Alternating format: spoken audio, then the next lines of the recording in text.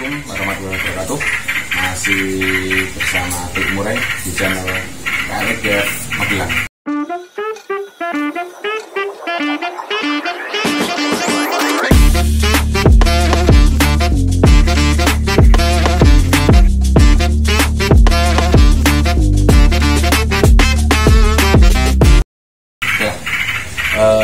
Ini untuk video review dari teman ya. Kemarin itu menanyakan ini malah tahap dasar menurut saya. Tahap dasar bagaimana cara mempersiapkan induk atau mempersiapkan cucak rawa untuk dijadikan induk bersama dengan nanti proses penjualannya. Jadi gini ya, kalau orang yang sudah beternak lama itu dikasih bahan materi induk, misalkan dikasih materi indukan mungkin trouble, macok telur, telurnya tidak di tempatnya, tidak sarang atau macet, mungkin masih bisa untuk mengolah itu tidak terlalu banyak permasalahan. Yang jadi permasalahan itu kalau orang itu baru memulai ternak cucak rawa, dia belum punya dasar-dasar untuk merawat, dia kadang berpikir langkah apa atau mungkin pertama yang harus dilakukan apa untuk mendapatkan indukan biar cepat produksi. Saya sarankan untuk yang baru mulai untuk bikin cucak rawa, langkah pertama itu yang diambil adalah beli aja atau siapkan saja cucak rawa itu kondisi burung dari muda. Jadi kalau dari muda itu asumsi saya, jadi kalau misalkan usia mandiri lah 2 bulan, nanti dirawat 2, 3, 4, 5, 6, 7 sekitar 5 bulan sampai 6 bulan itu kalau merawatnya bagus, insya Allah akan cepat melur atau produksi. Karena memang saya yang metode tadi sama metode persiapan dari muda itu keduanya pernah saya coba. Jadi kalau untuk yang baru mulai, sebaiknya memulailah dari yang muda. Nanti gini, tahap-tahap rawannya gini. Jadi kalau mempunyai 2 ekor burung dengan usia 2 bulan, burung itu dipisah dalam sangkar yang berbeda. Itu tujuannya banyak. Satu gini, burung kalau ditaruh dalam sangkar berbeda atau per sangkar itu harus satu burung, tidak akan saling mengganggu dengan yang lainnya. Burung tidak jadi tidak liar, jadi yang satu ngelabrak. Kalau jadi satu itu kan satu ngelabrak, satunya pasti itu ngelabrak. Akhirnya yang biasa ketemu itu ekor agak patah, terus burung mungkin ada beberapa yang itu luka di atas paruh, itu ya kadang yang jadi kendala. Itu disiapkan, dipisah, mandinya yang rajin, tidak harus setiap hari, kalau bisa tidak apa-apa. Tapi kalau mandi itu kalau biasa saya terapkan itu seminggu 2-3 kali sudah cukup.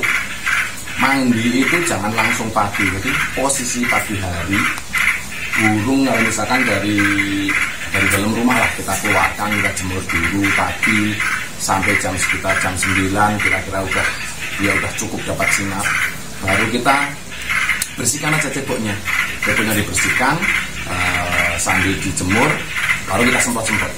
Tujuannya itu jadi jangan burung kondisi kedinginan, kalau pagi langsung dimandikan itu kan pasti kedinginan, jadi jemur dulu biar dia dapat panas dulu, hangat, dia udah kondisinya fit, bagus, semprot. Mandikan itu kalau saya biasanya 2-3 kali dalam seminggu.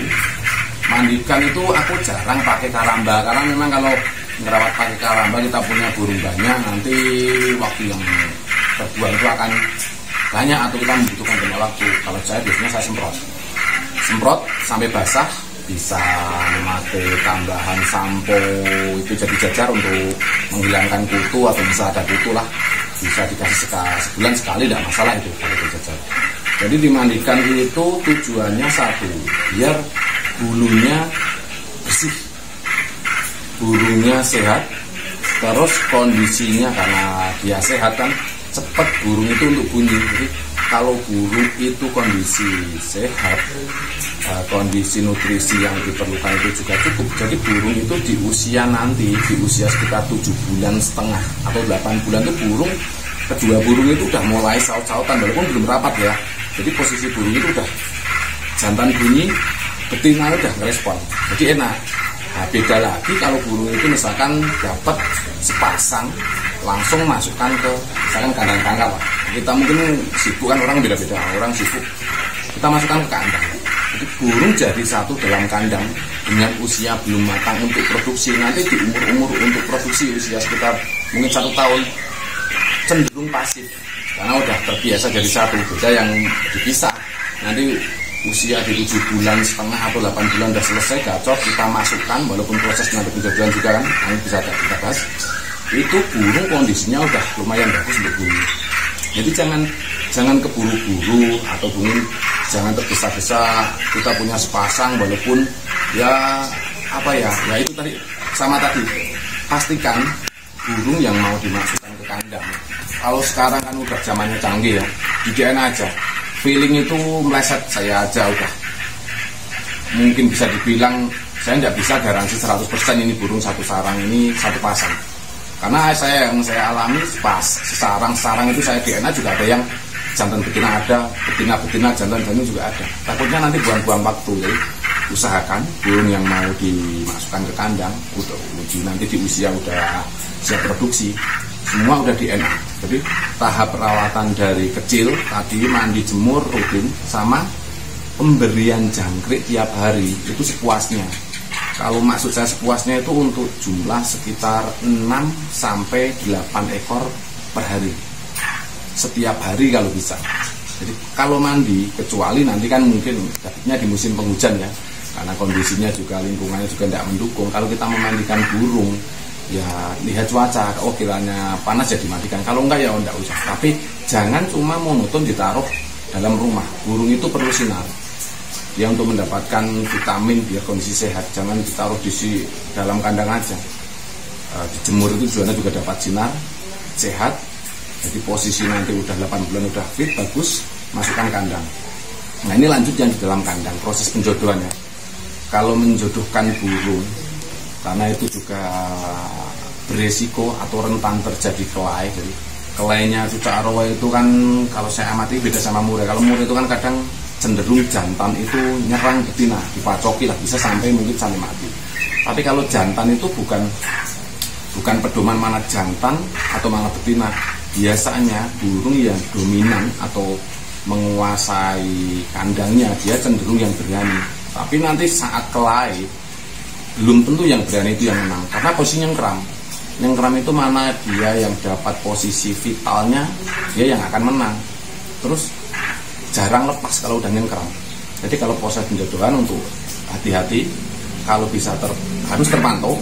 Jadi luangkan waktu nanti pas misalkan ini proses dilepas ya jantan betina tadi, benar-benar kondisi dalam 1 hari itu kondisinya free, bisa memantau, jadi bisa memastikan burung itu pas proses penjodohan itu tidak terjadi perkelahian. Jadi mungkin tahap penjodohan itu nanti banyak ya, yang bisa diamati itu biasanya gini. Kenapa burung kejar-kejaran? Bisa. Kenapa burung ada salah satu yang ada di lantai kandang? Bisa juga ada kondisi burung keduanya tenang satu tangkringan. Misalnya tadi ya, burung kejar-kejaran. Kalau keduanya itu saling kejar atau mungkin ada yang dikejar, asalkan burung itu masih nangkring, kondisinya masih dalam jangkauan makanan, atau mungkin saat penjodohan nanti itu posisinya di tempat makanan itu agak disebar. Mungkin pisang kita taruh di bawah ada, di dekat tangkringan ada, jadi posisinya saat penjodohan, misalkan ada salah satu yang takut, di dekatnya itu ada makanan lah, dia enggak kecapean atau dia enggak kelaparan karena dikejar ya. Itu yang dikejar ya. Yang kedua, ada saat proses penjodohan itu salah satu burung di bawah. Nah, kondisi burung di bawah itu menandakan kondisi burung itu takut, atau mungkin kalau kita paksakan akan fatal. Jadi biasanya gini, kalau usia 8 bulan, kalau yang saya lihat cenderung bunyi burung yang cepat bunyi itu yang betina, atau mungkin yang lebih siap produksi itu yang betina. Proses penjodohan kalau saya di dalam kandang, betinanya itu ditaruh di sangkar, tapi dalam kandang jantannya yang dilepas. Proses waktunya mungkin sekitar bisa semingguan, dilihat juga, diamati. Kalau jantan udah respon, betina udah respon bagus, kadang nggak sampai seminggu, 3-4 hari kalau responnya udah bagus kita lepas, nggak kejar-kejaran, kondisinya udah, intinya nggak kejar-kejaran lah. Jadi proses pertama penjodohan itu burung nggak kelahi, nggak kejar-kejaran tiap hari. Dia keduanya bisa makan tanpa ada gangguan.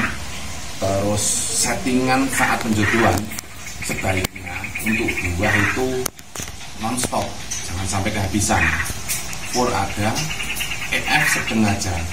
Jangan dikasih Hongkong dulu, jangan dikasih Jerman dulu, jangkrik aja cukupnya mungkin sekitar 10 ekor nggak apa-apa, tapi buah non-stop.